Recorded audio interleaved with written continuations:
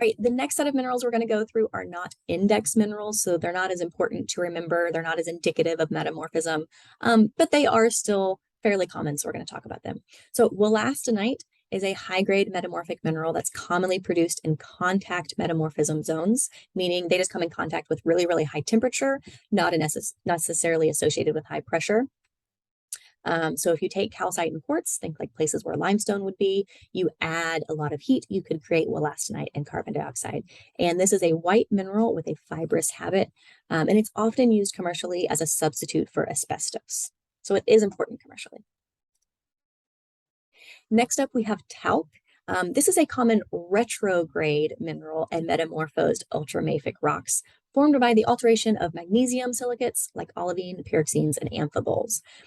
It's characteristic of low-grade metamorphic rocks, where it may compose the entire rock mass, and when that happens, we call it a soapstone, but it can also form in little bits, little inclusions in schists, like a talc schist, and this can occur anywhere there's a shear zone, so lots of shear pressure, think like a convergent plate boundary or something like that.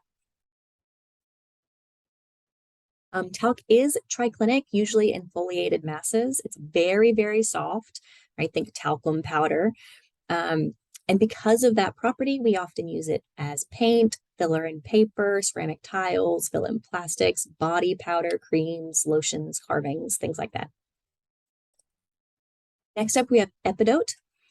This is another common mineral in medium grade metamorphic rocks, especially in like amphiboles, things like that. And epidote is characterized by its distinctive green color in one direction of perfect cleavage. And because it has this distinctive, pretty olive color, it's often used as a gemstone.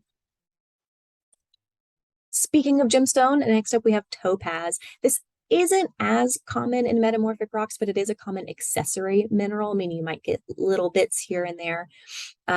This is a result of the metamorphism of bauxite. So it's typically associated with kyanite and sillimanite, right? The same kind of zone there. It's orthorhombic, commonly in prismatic crystals, and is relatively hard, has a hardness of 8.